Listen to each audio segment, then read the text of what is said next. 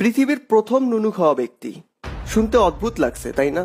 শুধু অদ্ভুত কেন, আপনার কি মনে হচ্ছে না এটা অসম্ভব একটি ব্যাপার? I don't think so. No, no, no, no. I don't think so. No, no, no, no. It's never, ever, ever, ever, ever, ever gonna happen.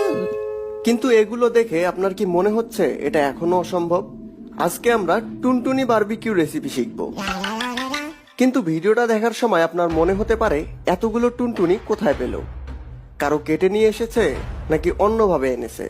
এই প্রশ্নগুলোর উত্তর ভিডিওর শেষে দিব।